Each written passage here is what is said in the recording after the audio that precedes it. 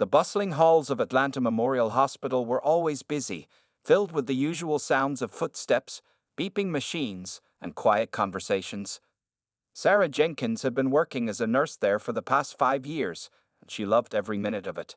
At 32 years old, she had built a reputation as one of the most caring and dedicated nurses in the rehabilitation ward.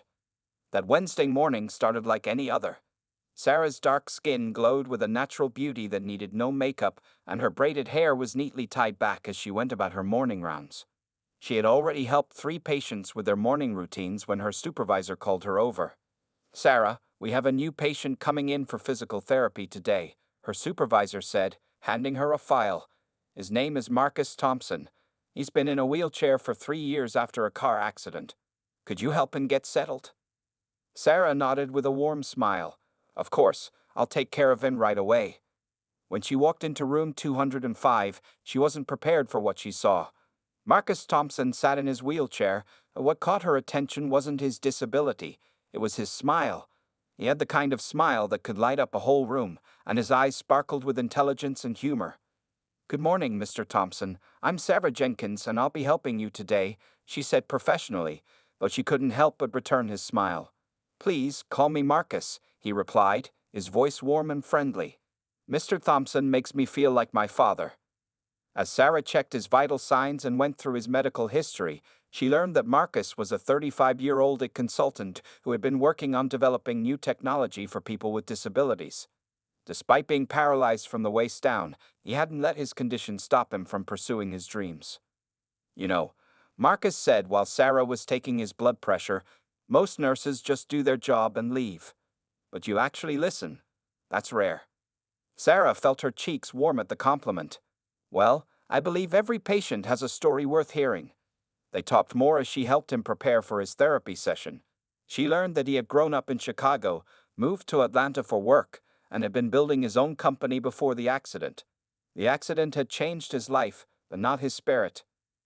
"The funny thing about being in a wheelchair," Marcus joked as Sarah wheeled him toward the therapy room, "is that you start noticing how many buildings aren't as accessible as they claim to be."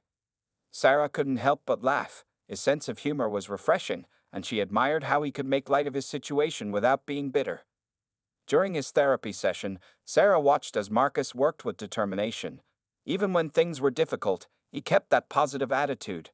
She found herself stealing glances at him when she thought he wasn't looking, impressed by his strength and perseverance. As she was helping him back to his room after the session, Marcus suddenly said, "Sarah, I hope this isn't too forward, but would you like to have coffee with me sometime? Just to talk." Sarah was surprised by the invitation. In her 5 years of nursing, she had never considered dating a patient. It wasn't exactly against the rules since he was only there for outpatient therapy, but it still made her hesitate. "I promise I'm not asking just because you're my nurse," Marcus added quickly, seeing her hesitation. "There's something special about you, Sarah. I'd really like to get to know you better." Looking into his honest eyes, Sarah felt something she hadn't felt in a long time, a connection. After a moment's thought, she smiled and said, "You know what? I'd like that." They exchanged phone numbers, and as Sarah watched Marcus wheel himself toward the hospital exit that afternoon, she felt butterflies in her stomach. Something told her this wasn't going to be just another patient-nurse relationship. That evening, as Sarah drove home, she couldn't stop thinking about Marcus's smile and his positive attitude. She had met many patients over the years, but none had affected her quite like this. Little did she know, this was just the beginning of a story that would change both their lives forever. The next few weeks brought both excitement and challenges for Sarah and Marcus. Their first coffee date was at a small cafe near the hospital, chosen specifically because Marcus had already confirmed its wheelchair accessibility. Sarah arrived 5 minutes early, her heart beating faster than usual as she waited. When Marcus wheeled himself in, he was wearing a crisp blue shirt that made his eyes stand out. Sarah noticed how confidently he managed his wheelchair, navigating between tables with practiced ease. Some other customers stared, but Marcus didn't seem to mind. "I hope I didn't keep you waiting," Marcus said, positioning his wheelchair across from her at the table. "Traffic was a bit crazy today." "Not at all," Sarah replied, pushing a strand of her braided hair behind her ear. "I just got here myself." As they talked over coffee and muffins, Sarah discovered more about Marcus's life. He told her about his company, which developed computer software for people with disabilities. His eyes lit up when he talked about his work, and Sarah found herself drawn to his passion. However, not everyone was as excited about their growing connection. When Sarah told her mother about Marcus during their weekly Sunday dinner, she was met with immediate concern. A man in a wheelchair, her mother, Linda, exclaimed, "Sarah, baby, have you really thought this through? Taking care of someone with a disability is a huge responsibility." "Mama, he doesn't need someone to take care of him," Sarah defended. "Marcus is independent and successful. His disability doesn't define who he is." Her younger sister, Tanya, jumped in. "But what about having children? And what will people say?" Sarah felt her temper rising. "I don't care what people say, and we're just getting to know each other right now." Meanwhile, Marcus was facing his own family's doubts. His older brother, James, visited him one evening, expressing his concerns. "Are you sure she's not just being nice because she's a nurse?" James asked. "I don't want to see you get hurt, bro." Marcus wheeled himself to his window, looking out at the city lights. "Sarah's different, James. She sees me for who I am, not what happened to me." Despite these challenges, Sarah and Marcus continued to grow closer. They started meeting regularly after Sarah's shifts. Marcus would often pick her up in his specially modified car, which he could drive using hand controls. One evening, they went to a local park. As they moved along the path, with Sarah walking beside Marcus's wheelchair, an elderly couple stared and whispered. Before Sarah could get upset, Marcus grabbed her hand. "Let them look," he said with a smile. "All they're seeing is a beautiful woman spending time with a lucky man." Sarah squeezed his hand, touched by his words. They stopped near a pond where ducks were swimming, and Marcus shared more about his accident. "The first year was the hardest," he admitted. "I was angry at the world. But then I realized I had two choices. Let my disability control my life, or control my own destiny. I chose the second option." Sarah listened, understanding him better with each story he shared. "You're one of the strongest people I've ever met," she told him honestly. As they watched the sunset together, Sarah realized she was falling for Marcus. It wasn't despite his disability. It was because of who he was as a person: kind, funny, determined, and incredibly smart. By the time Marcus drove Sarah home that evening, something had shifted between them. Standing in front of her apartment building, Sarah leaned down and kissed him softly on the cheek. "Thank you for a wonderful evening," she said. Marcus touched the spot where she had kissed him, a broad smile spreading across his face. "Thank you for seeing me, Sarah, really seeing me." As Sarah watched Marcus drive away, she knew that whatever challenges lay ahead, they would face them together. Their families might need time to understand, and society might not always be kind, but what they were building was worth fighting for.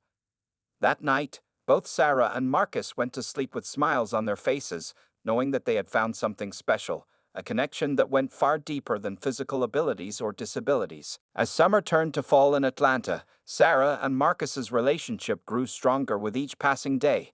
They had fallen into a comfortable routine of meeting 3 or 4 times a week, either for dinner, movies, or just quiet evenings together.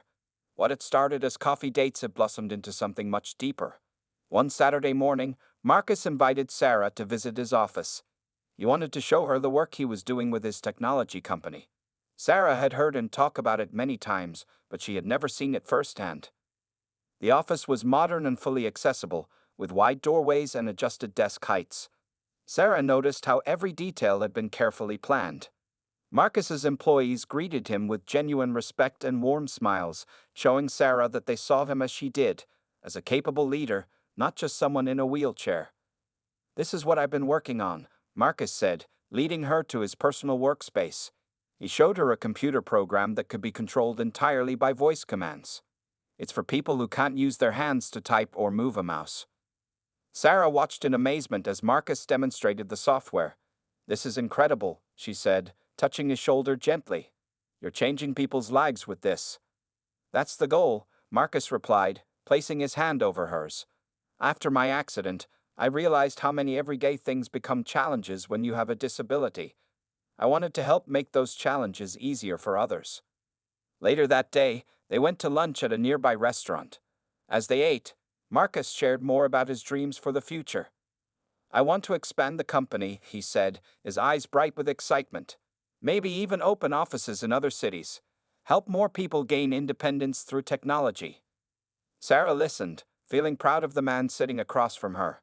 In the 3 months they'd been dating, she had seen firsthand how his determination and positive attitude touched everyone around him. You know, Sarah said, wiping her mouth with a napkin, my mama called me yesterday. She wants to meet you properly. Marcus raised his eyebrows. Really? I thought she wasn't too keen on me. Sarah smiled. She's coming around. I've been telling her about your work, about who you really are. She's starting to understand what I see in you. That evening, they decided to cook dinner together at Marcus's apartment. His kitchen had been modified to be wheelchair accessible, with lowered countertops and specially designed appliances. Sarah watched as he skillfully moved around the space, preparing ingredients. Need any help? She asked, leaning against the counter. You can start chopping the vegetables, he replied, then added with a grin, if you trust my cooking. Sarah laughed. I trust you with a lot more than just cooking. As they worked together in the kitchen, their movements in sync despite Marcus's wheelchair, Sarah realized how natural everything felt. The way they communicated without words, how they anticipated each other's needs, the comfortable silences they shared, it all felt right. After dinner, they sat on Marcus's balcony, looking at the city lights. The evening was cool, and Sarah had borrowed one of Marcus's sweaters. It was too big for her, but she loved how it smelled like him. Sarah, Marcus said softly, taking her hand. These past few months have been the happiest of my life. Before I met you, I thought my disability would always be the first thing people saw about me. But you saw past all that from day one. Sarah felt tears forming in her eyes. That's because there's so much more to see, she replied. Your kindness, your strength, your humor. That's what I fell in love with. It was the first time either of them had used the word love. The moment hummed between them, full of meaning. Marcus pulled her closer, and Sarah leaned down to kiss him. In that moment, under the stars, they both knew that what they had found was rare and precious. Their love wasn't about ability or disability. It was about two hearts connecting on the deepest level. As Sarah drove home that night, she couldn't stop smiling. Her mother's dinner invitation, Marcus's successful business, their growing love. Everything was falling into place. Little did she know that Marcus had even bigger plans in store for their future together. The holidays were approaching, and Marcus had been acting strangely for the past few weeks. Sarah noticed how he would sometimes end phone calls quickly when she called, and he seemed more nervous than usual. She tried not to worry, but she couldn't help wondering what was going on. What Sarah didn't know was that Marcus had been planning something special. He had been working with his engineering team to modify his wheelchair in a unique way, and he had also been having secret meetings with both his family and Sarah's. One cold December evening, Marcus invited Sarah to a family dinner at his parents' house. It's just a small gathering, he said over the phone. My parents, my brother James, and I'd love it if your mom and sister could come too. Sarah was surprised but happy. Really? You want my family to come? Of course, Marcus replied, trying to keep his voice steady. They're important to you, so they're important to me. When Sarah arrived with her mother Linda and sister Tanya, she noticed that Marcus's house was decorated beautifully with twinkling lights and flowers. It seemed like a lot for just a family dinner, but she didn't say anything. Inside, the atmosphere was warm and festive. Marcus's mother, Dorothy, hugged Sarah tightly. You look beautiful, dear, she said, looking at Sarah's simple blue dress. Even James, who had been skeptical at first, was smiling broadly. During dinner, Sarah noticed that Marcus barely touched his food. He kept checking his phone and glancing at his brother. Something was definitely up. After the meal, Marcus suggested they all move to the living room. As everyone settled in, he wheeled himself to the center of the room. Sarah sat on the couch, watching him curiously.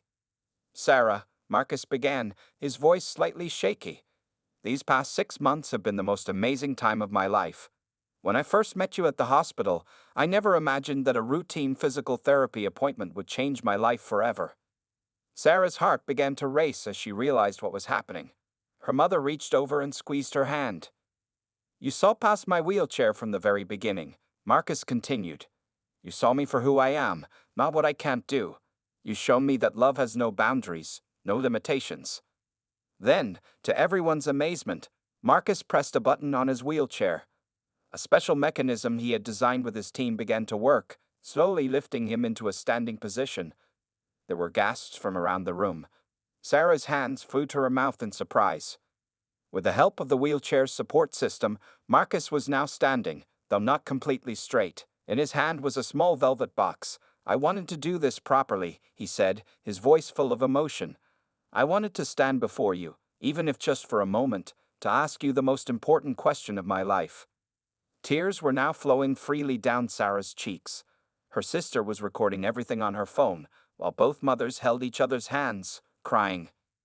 "Sarah Jenkins," Marcus said, opening the box to reveal a beautiful diamond ring. "You've shown me that love can lift people higher than they ever thought possible. Will you marry me?" The room was completely silent, all eyes on Sarah as she stood up, walking towards Marcus. She looked at him, standing there with the help of his modified wheelchair, the man who had captured her heart with his strength, determination, and love. "Yes," she whispered, then louder, "Yes, yes, 1,000 times yes." As she said this, Marcus carefully placed the ring on her finger, his hands trembling slightly with emotion. Sarah wrapped her arms around him gently, mindful of his balance, and kissed him as their families burst into applause and cheers. Marcus had to return to his seated position soon after, but the moment had been perfect. Later, as their family celebrated around them, Sarah couldn't stop looking at her ring and her new fiancé. "I can't believe you did all this," she said to Marcus, wiping away happy tears. "I wanted it to be special," he replied, holding her hand. "Just like you are to me." As the evening wound down, both families had come together as one, all previous doubts forgotten. Love had proven stronger than any prejudice or limitation, and Sarah and Marcus's engagement was just the beginning of their beautiful journey together. The months following Marcus and Sarah's engagement were filled with busy days and excited planning. They had decided on a spring wedding, giving themselves 4 months to prepare everything. Sarah wanted to honor both their cultures and make sure the wedding was fully accessible for Marcus and any other guests with disabilities. One sunny Saturday morning, Sarah visited her mother's house to look through wedding dress options. Linda had completely changed her attitude toward the marriage and was now one of their biggest supporters. "Baby, you need to try this one," Linda said, holding up a beautiful white gown with delicate lace details. "I've been saving it. It was your grandmother's dress, and I had it restored." Sarah's eyes filled with tears as she touched the soft fabric. "Mama, it's perfect." She tried on the dress, and with a few alterations, it would fit her perfectly. Meanwhile, Marcus was working on his own surprise. He had been secretly visiting a specialized medical center 3 times a week. His doctors had been trying an experimental treatment that might help him stand for longer periods. He hadn't told Sarah about this because he didn't want to raise her hopes, but he dreamed of standing beside her during their vows. "You're making remarkable progress," his physical therapist said during one session. "But remember, we can't guarantee anything for the wedding day." "I understand," Marcus replied, determination in his eyes. "But I have to try." The wedding venue was another challenge they needed to tackle. They visited 5 different places before finding the perfect one, a beautiful garden venue with wheelchair ramps and accessible bathrooms.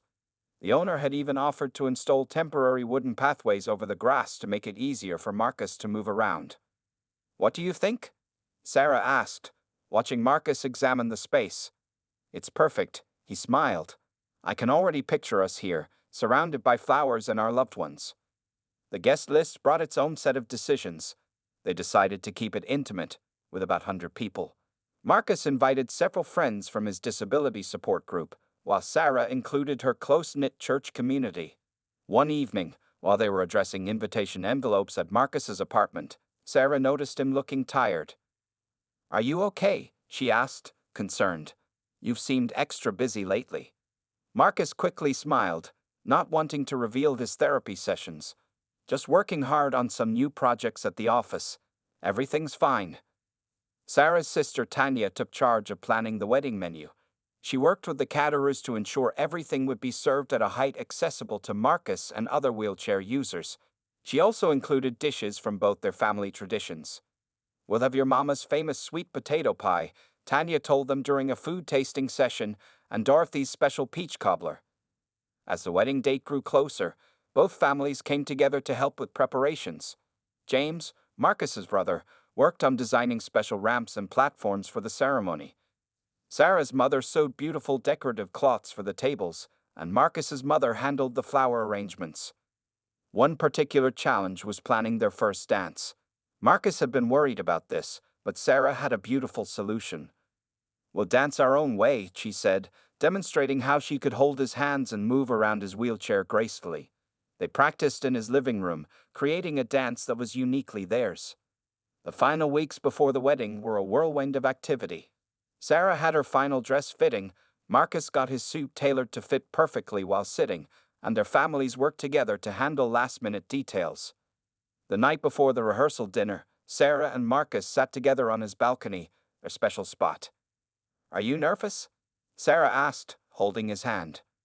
"Only about one thing," Marcus replied mysteriously, thinking about his surprise plan to stand during the ceremony. "What's that?" "That I might cry when I see you walking down the aisle," he said quickly, covering his real concern. Sarah leaned down to kiss him. "I love you, Marcus Thompson." "And I love you, almost Mrs. Thompson." As they sat there under the stars, both had secrets they were keeping. Sarah with her grandmother's restored dress, and Marcus with his therapy sessions. But most importantly, they had their love and the support of their families, making all the challenging preparations worthwhile. The morning of the wedding dawned bright and clear, as if nature itself was celebrating Sarah and Marcus's special day. The Darton venue looked magical, with white flowers everywhere and wooden pathways carefully laid out between the rows of chairs. The spring breeze carried the sweet scent of blooming flowers.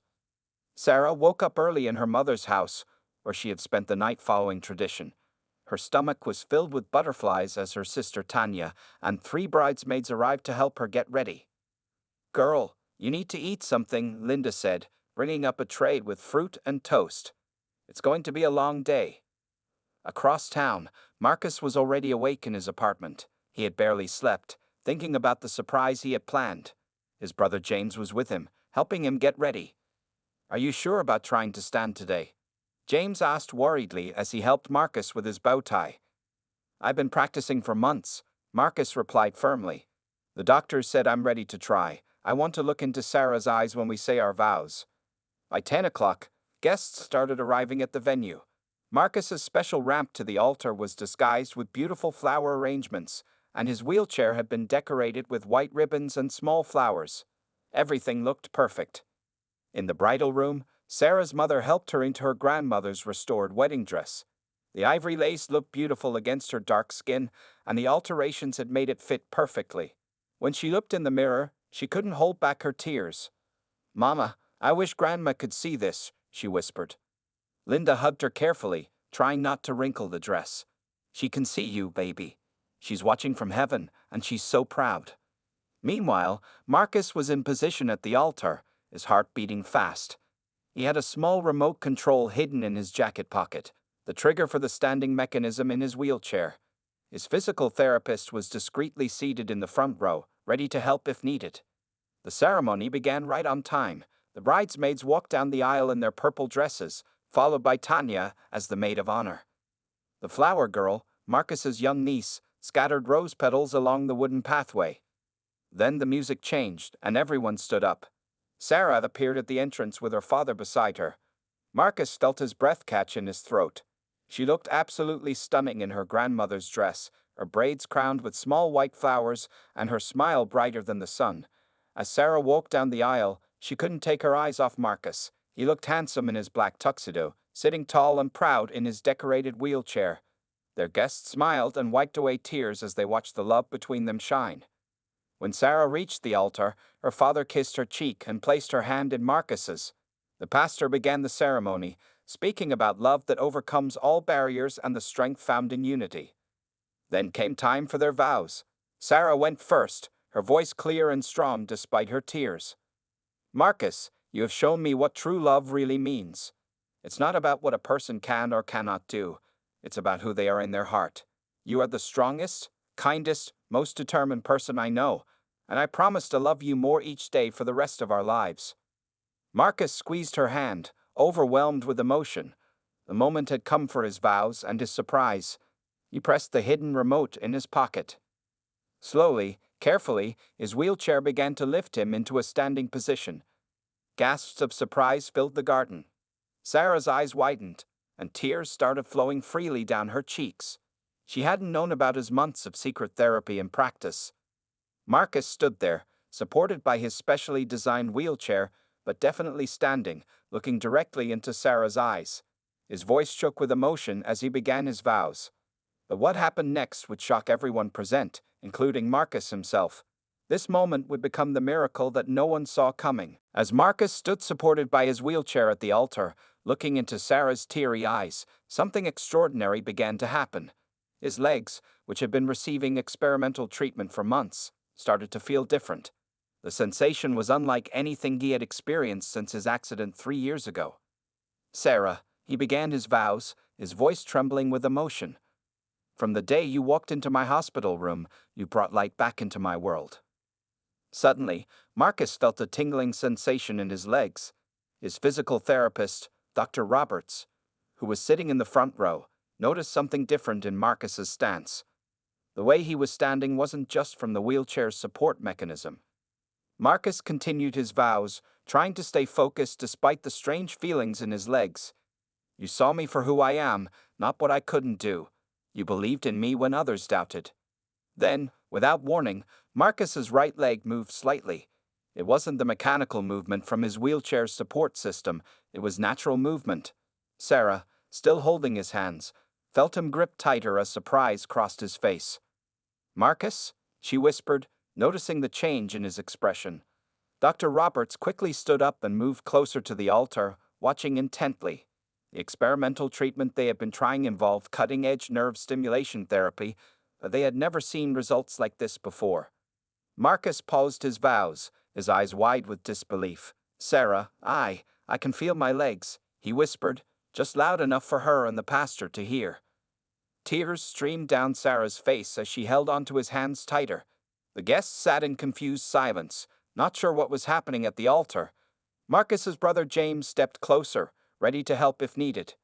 Then, in what could only be described as a miracle, Marcus slowly moved his right foot forward. It wasn't much, just a few inches, but it was real movement, created by his own muscles and nerves, not by any mechanical assistance. "Oh my God," Sarah gasped, her hands trembling in his. Dr. Roberts quickly moved to Marcus's side, checking his stability while trying to remain discreet. "This is incredible," he muttered, watching as Marcus's legs showed signs of awakening nerve connections. Marcus's mother Dorothy stood up from her seat, hands covering her mouth in shock. Linda, Sarah's mother, reached over to hold her, both women watching in amazement as the scene unfolded. "I've been doing therapy," Marcus explained to Sarah, his voice shaking. "But this wasn't supposed to happen yet. The doctors said it might take years if it happened at all." The pastor, understanding the magnitude of the moment, spoke softly to the confused guests. "Ladies and gentlemen, we are witnessing a miracle here today. Our groom, who has been unable to walk for 3 years, is showing signs of movement in his legs." A collective gasp went through the crowd, followed by murmurs of amazement and prayers of thanks. Some guests were crying, others were filming the incredible moment on their phones. Sarah, still holding Marcus's hands, spoke through her tears. "You did all this therapy, all this work, without telling me?" Marcus nodded. "I wanted to surprise you by standing for our vows. But this is beyond anything I imagined possible." Dr. Roberts helped adjust the wheelchair support system to accommodate Marcus's newfound movement while ensuring his safety. The emotional intensity of the moment might have triggered an unprecedented neural response, he explained quietly. "We've seen cases where strong emotional experiences can activate dormant nerve pathways." Marcus looked into Sarah's eyes, love and wonder mixing with tears. "I promised myself I would stand eye to eye with you when I said my vows. But God had an even bigger plan for us today." The pastor, seeing the beauty of the moment, smiled warmly. "Shall we continue with the vows?" Marcus nodded, standing straighter than before, supported by both his wheelchair and his partially awakened legs. His voice was stronger now, filled with even more emotion than before. "Sarah Jenkins, I promise not just to love you for all our days, but to walk beside you in every way possible. You've already made me believe in miracles, and today, you've helped make one happen. The garden was completely silent except for the sound of happy tears and the gentle spring breeze, as everyone present witnessed not just the union of two hearts, but a miracle of love and determination. After the miraculous events at the altar, the rest of the wedding ceremony was filled with joy and wonder. Marcus and Sarah completed their vows, exchanged rings, and were pronounced husband and wife. When the pastor said, "You may kiss the bride," Marcus was able to tilt forward slightly on his own, meeting Sarah halfway for their first kiss as a married couple. The reception was held in the same garden venue, with tables arranged carefully around a wooden dance floor. News of the miracle had spread quickly, and local reporters had gathered outside the venue, hoping to hear the story. But Marcus and Sarah's families protected their privacy, wanting to keep this magical day just for themselves and their guests. During the reception, Marcus sat in his wheelchair to conserve his strength, but everyone could see the change in him. His doctors had advised him not to push too hard. This was just the beginning of what would be a long journey of recovery and rehabilitation. "I can't believe you kept all those therapy sessions secret from me," Sarah said as they sat together at the main table, her hand resting on his. Marcus smiled, squeezing her hand. "I wanted to surprise you by standing for our vows. I never imagined I'd actually be able to move my legs. The doctors said the treatment was experimental, that it might not work at all." Dr. Roberts, who had stayed for the reception, explained to their families that Marcus would need intensive physical therapy to build on this breakthrough. "What happened today is remarkable," he said. "The combination of the experimental treatment and the emotional intensity of the moment seems to have reactivated some neural pathways we thought were permanently damaged." When it was time for their first dance, Sarah and Marcus had planned to do their wheelchair dance that they had practiced. But Marcus had another idea. With help from his brother James and Dr. Roberts, he stood again, supported between them. Sarah moved close to him, wrapping her arms around his neck as they swayed gently to the music. They couldn't do any fancy moves, but this simple dance meant more than any elaborate choreography could have. "This is better than any dream I ever had," Sarah whispered to him as they moved slowly together. Their guests watched with tears in their eyes as the newlyweds danced, seeing the pure love between them. Even the wedding photographers were wiping away tears as they captured these precious moments. Later in the evening, Marcus's mother Dorothy stood up to make a speech. "When Marcus had his accident 3 years ago, I prayed every day for a miracle. Today, God answered those prayers, but not just with the miracle of movement. The bigger miracle was bringing Sarah into his life, someone who loved him completely, exactly as he was." Sarah's mother Linda spoke next. "I have to admit, I had my doubts at first," she said, her voice full of emotion.